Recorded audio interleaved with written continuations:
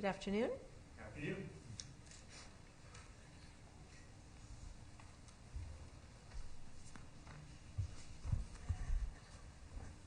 Welcome, Mr. Miller. Do you Thank have you. guests with you today? I do, yeah. Brought a bit of a crew, so, yeah. Would you like to introduce your guests? Oh, sure, yeah. So, let's see. I have a colleague of mine, Kirk Schuler, and my daughter Lauren, my wife Lucy, my son Liam, my sister-in-law Dorothy, my nephew Lenny, and my brother-in-law Chris. Welcome, welcome. Well, when you're ready, you may begin with your opening statement. Okay, thank you very much. Good afternoon. I appreciate the opportunity to be here with you again. I'd like to begin by acknowledging my family, friends, colleagues, and clients for their support throughout this process. You just met a couple of them, and last time around, the kids didn't make it. I had perfect attendance from 5th grade through college, and so it took a little cajoling to convince me that they'd learn a little bit more here in person rather than on the video. Last time when I was with you, my opening remarks focused on my biography and why I was applying. Raised in Joliet, went to college at Augustana, law school at Drake, and now called to pursue a vocation as a judge. Rather than revisit all that, I thought I'd focus a little bit more on my career today and why I believe it best positions me to be our next justice. As you know, I started my career with the Supreme Court as a clerk for Justice Cady. That opportunity was more formative than I could have imagined. Critically, that experience made tangible my academic interests in the law and appellate courts. Justice Cady was a model of hard work and a master of pulling back and examining issues from all angles. I witnessed and learned firsthand the necessity of digging into the law and the record and ensuring that no stone goes unturned in the search for the correct outcome. Justice Cady and the other justices also conveyed the importance of the court as an institution and showed by numerous examples that a justice is not here to imprint her or his personal beliefs or views, but instead to be guided by the law and the facts, regardless of whether they like the result. My clerking experience shaped many of my ongoing activities in service to the legal profession since, including continuous service to our bar associations, on Supreme Court and other administrative and rules committees, and in efforts to promote the rule of law, judicial independence, and access and justice for all. These activities have permitted me unique opportunities to stay close to the courts and our judges, and continue to deepen my understanding of and support for the judicial system led by the Supreme Court. Fortunately, however, these activities don't pay the bills. After clerking, I moved into private practice, spending a couple years at another law firm before coming to my current firm, Dorsey & Whitney, where I was eventually invited to become a partner. My practice primarily involves general commercial litigation, involving companies, oftentimes, but I've also handled employment law matters, medical malpractice, personal injury, and some random matters here and there. Most of my clients are in industries that are at the core of our economy: healthcare, finance, manufacturing. Some of my most enriching experiences have been opportunities to serve clients pro bono. In private practice, I've continued to pursue correct outcomes, but now as a zealous advocate for my clients. I wake up early in the morning with my clients' concerns, needs at the top of my mind. I grind out long days advancing their interests in the very framework and rules and precedents that the Supreme Court plays a preeminent role in forming. I think my clients, opponents, and others see me as someone who will battle long and hard, but always with respect for others and an unfailing appreciation for our profession. I've argued motions and tried cases to judges and juries in our state and federal courts, running the gamut from small claims to the very court in which I'm now applying. In other words, I've spent years crafting those very voluminous records that I now want to dig through as a justice. And in doing so, I've worked countless hours to prepare my cases to make sure things go as planned. Sometimes they didn't, and then I'd work twice as hard to try to get on course. Day in and day out, I've worked closely with my clients who've entrusted me with their most critical concerns and sometimes their whole livelihoods to help them solve their problems. I've gained a depth of understanding of the law while learning the value of being pragmatic. I would bring a fresh perspective to the court about the practicalities and challenges of the law in our system of justice as it's being experienced right now, in conference rooms and courtrooms throughout the state. I love the law and our judicial system. I've spent years in the courtrooms where these things intersect. This courtroom is the place where these concepts intersect at their highest level in our state. I believe it's critical our next justice walks in the door with that perspective. As I told you in January, everything I am and everything I've done to date has led me to be sitting here with you to tell you humbly but confidently I'm ready to be that next justice. Thanks for your attention and the opportunity to open my remarks if I can answer any questions. Thank you. Thank you, Mr. Miller. We would like to take a few moments to ask questions, and we will begin with Mr. Sukup. Thank you, Madam Chair. Mr. Miller, with Justice or Chief Cady, he was very proud of the business court. Did you ever present before the business court or participate in that? Yeah, yes, I have. Thank you. I was a big supporter of pursuing that and did some work and encouragement. Judge Szynski was one of our first judges in that court, and had interacted with her and supported her getting involved and otherwise. And then I had some cases in that court, and so it was a great experience to see how it might run. Those were early on. I think the court's been growing, shifting, and evolving that business court process, but I think it's a wonderful thing, and I hope to see it continue. Thank you. Thank you. Ms. Valentine. Thank you. Good afternoon. Good afternoon. You have a strong resume regarding pro bono work as well as access to justice issues. And as you were talking, I was trying to think, can we envision a time when we don't need to do pro bono work, that there will be equal access to justice despite that need? And what does that look like to you? Oh, boy. Fortunately, I can't see that time. I just, maybe not in my lifetime at least, maybe in the distant future. I think there's always going to be need, and the way the legal system maybe outpaces the cost that others can afford. I think there's got to be some way to fill that gap. I would hope things might change. I have faith in humanity to think about that and to think about ways that we can improve that and shift resources and make that work. But I hope, but I'm also realistic, and I think unfortunately we're always going to have to be looking for some ways to help out our fellow person. So. Thank you. Mm-hmm. Mrs. Sinclair. No questions. Ms. Conover. Mr. Miller, I've been sitting here thinking about how the court has changed in the time that I've been in practice. It actually used to be a 9-member court that sat in panels of 5, and then we've transitioned to more judges on the Court of Appeals and fewer in the Supreme Court. And even in the time since you clerked, I think we've seen the nature of the opinions change a little bit. I feel like in the last 10 years or so, we've seen a lot of dissents from our court. And I'm curious, as you've thought about stepping into this role and being in that collaborative process with fellow justices, how would you approach differences of opinions with your fellow justices if you're appointed? And is it more important to reach a consensus and have a unanimous opinion, or are dissenting opinions okay? It's a great question. I think dissenting opinions are okay. That's the nature of our courts and the nature of views. I think consensus, when it can be reached, is ideal.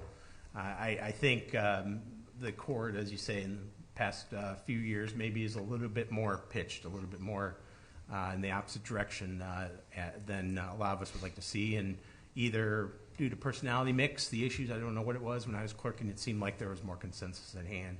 I think the other effect you see is lengthier opinions. The court's putting out a work product that the bar and clients need to be able to take in and understand and review.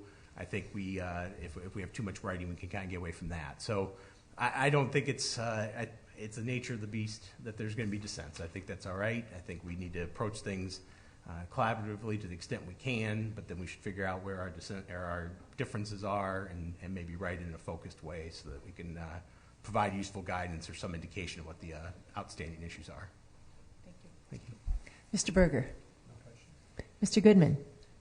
Mr. Miller, you clerk for Chief Justice Cady, and I'm wondering from your work with him and your observations of him, what life lessons or things that have affected your practice have you taken away from your association with him? Yeah. Well, our personalities mixed well, and I appreciated that. He just approached things with kindness and approached things with a willingness and an open-mindedness.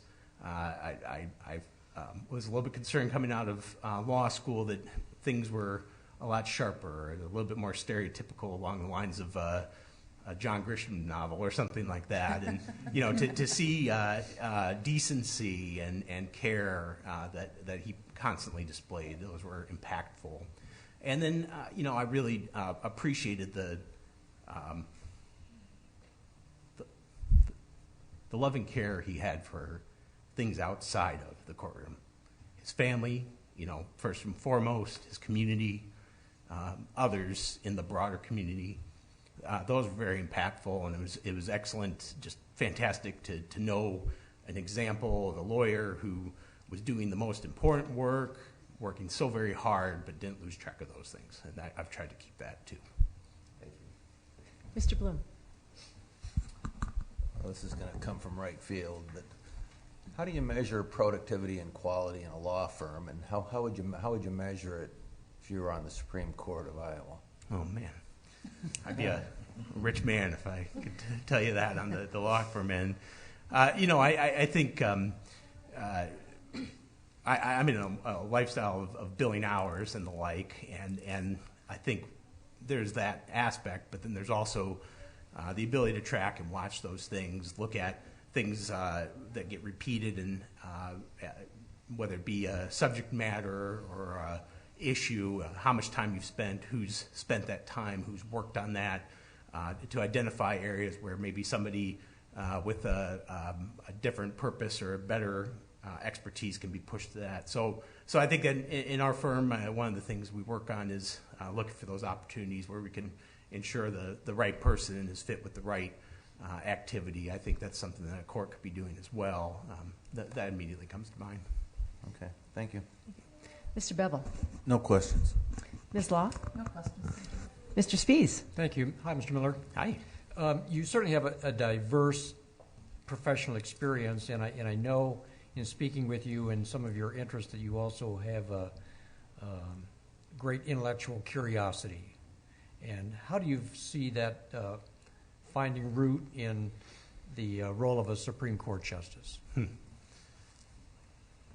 Well, thank you. I appreciate the compliment, and I think the opportunity to be both curious and creative in digging in and looking at issues, doing the research, working with the research, thinking about the writing and how you might write opinions that can be useful but also enjoyable to read. That might seem counterintuitive, but it's happened in the past. The best writers manage to accomplish that.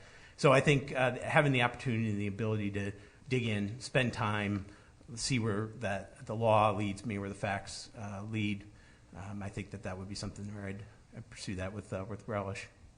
Thanks. Thank you. Mr. Horbach. No questions. Ms. O'Brien. No questions. Mr. Hoytick. No questions. Mr. Gray. You're going to be sorry. Mr. Miller, the last time you were here in January, you and I had a very nice discussion about the work you did on behalf of the bonobos. Your partner then told me you did this for nothing, and he called it pro bonobo work. Well, I told you puns are bad. But pro bono work is important, and you've made that very clear in your application in our conversation with me.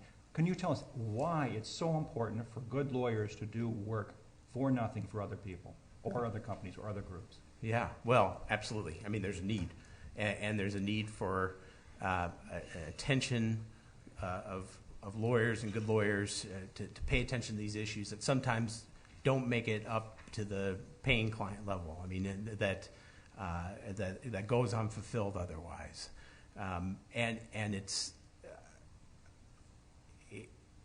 we're given this great gift of our license and our skills, our ability to help. How best to push that out and to find people who can't otherwise afford our service and to provide that service there. I think it also helps the system as a whole to work. I mean, if we're leaving people behind, sometimes they're struggling to find help and they need it and they don't have an outlet for that. We need that, need to fill that to help keep the process going smoothly. So, I mean, I feel firmly it's our obligation and it's important to be done because everybody's entitled to justice and to representation, and sometimes the fact of the matter is you need a volunteer to step up and do that. Thanks. Thank you. Ms. Pearson. No question. Ms. Stanger. Okay, I'm going to make you feel better about your kids skipping school today. You guys paying attention? Okay, all right. It's all right, it's the mother lawyer in me, right? Here's your civics lesson. So, a Pledge of Allegiance, right, ends with justice for all. The lawyer's oath talks about justice. And most importantly, should you be honored to receive the nomination, the judicial oath includes administering justice according to the law, equally to the rich and poor. This commission and this particular process this time has had a lot of attention about fairness and equality, conflicts, and I know you're a really smart guy who's done a number of different things in your practice and a great father. And Bill, I'd like you to help the commission understand how you would take those principles and expectations of the judiciary and apply those should you have the honor. Oh, wow. Well, I mean, it's where to begin? You know, I mean, I've fallen into this practice that I'm usually working with individuals and clients of worth, but never have we lost sight of the fact that you know we need to help others, and that the equality and the concern for others is key. If I moved into this role, I mean, we're first and foremost the justices and the court are symbolic of the system and the importance of those principles. Whatever issues presented, you know, it's not about the individual or their circumstances, and I think I would pursue that. I've never otherwise thought, you know, it's never made a difference between who the client was or what their need was. Then the opportunities to go out and be part of the public face of the judiciary and to carry that out, to emphasize for people who watch the courts in action or need the courts and need our services and need access, ensuring that that's spread evenly, that certain corners aren't getting the precise a certain attention that they're demanding when everybody needs to be considered. So it's just that's a fantastic question, and I guess those are the thoughts that come to mind immediately. Thank you. Thank you. Great, thank you. We have time for one more question if anyone would like to ask a question from either side. Have you ever applied for a district court position? No, I haven't. You know, I have great respect for our district court judges. I've thought about it. I think my experience and interests and abilities fit a little bit better with the appellate courts. And so I think that's just an assessment of, I think, where I fit in this scheme of things. So that's kind of where I've shied away from that. Thank you. Mm-hmm. Well, thank you, Mr. Miller, and I hope that this education experience has been as good or better than being in school. So thank you for Thank you bringing very your much. children.